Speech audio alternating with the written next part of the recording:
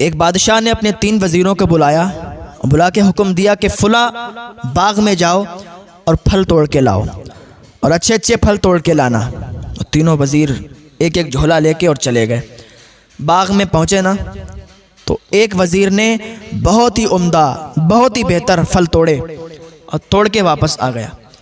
दूसरा वज़ीर, उसने कहा यार बादशाह कुछ कहेगा नहीं, बादशाह ने ऐसे कह दिया, बादशाह को क्या ज़रूरत है वो हमसे फल तोड़ के लाने के लिए कहे और फिर देखे वो खाए ये वो। उसने कोई तवज्जो ही नहीं की, बोले ऐसे ही तोड़ लेते हैं। उसने कुछ अच्छे फल तोड़े और कुछ सड़े हुए ख़राब फल तोड़ लिए और भर लिए, जल्दी से वापस आ गया।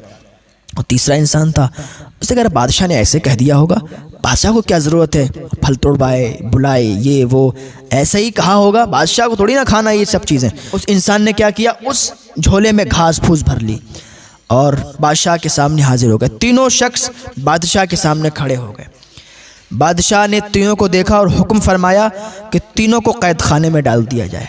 जब ये सुना ना तो वो कहने लगे यार कोई हमारा जुर्म भी नहीं है, कोई ख़ता भी नहीं, हमने कोई गलती भी नहीं की, कोई कानून भी नहीं तोड़ा, हमें कैद खाने में क्यों डलवाया जा रहा है। बादशाह ने कहा इनको 1 महीना तक कैद खाने में रहने दो।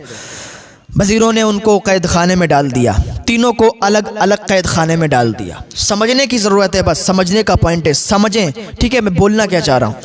बादशाह ने जब तीनों को अलग अलग कैद खाने में डलवाया तो जिसने अच्छे फल तोड़े थे वो 1 महीना उसका यूं गुजर गया कि उसको मालूम भी नहीं चला कि मैं कैद खाने में था या कहाँ था। उसने वही फल खाए और अपनी ज़िंदगी बचा ली। जो दूसरा इंसान था ना, उसने आधे फल अच्छे तोड़े थे और आधे सड़े हुए, तो उसकी जो ज़िंदगी बची तकलीफ़ के साथ उसने अपनी ज़िंदगी बचाई। अगर वो सब अच्छे फल तोड़ता तो उसको कोई तकलीफ़ नहीं होती। तीसरा इंसान जिसने सिर्फ घास अपने झोले में रखी थी वो 2-3 दिन ज़िंदा रहा, उसके बाद वो मर गया। बादशाह ने उनको कैद से निकलवाया, वो दोनों सलामत निकल आए और एक मर चुका था। सेम हमारी वही कंडीशन है। अल्लाह ने हमें दुनिया में अपनी इबादत के लिए भेजा है, हमें क्या चाहिए कि अल्लाह की इबादत करें। और जो इंसान उसकी इबादत करेगा, नेक अमल करेगा, जब वो यहाँ से मर के जाएगा तो अल्लाह ताला उसे बख्श देगा और उसे जन्नत अता फरमाएगा।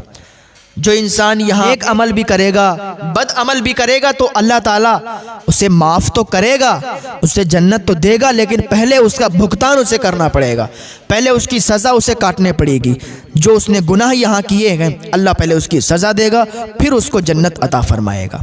लेकिन जिसने कोई नेक अमल नहीं किया, सिर्फ गुनाह ही गुनाह किए, अल्लाह ताला ने उन्हीं लोगों के लिए जहन्नम बनाई है और अल्लाह ताला उन लोगों को जहन्नम में डालेगा। कोई नेक अमल ही नहीं है, सिर्फ गुनाह ही गुनाह करता रहा, अल्लाह को कभी याद नहीं किया, काफिर और मुशरिक होके मरा तो अल्लाह उसे जहन्नम देगा।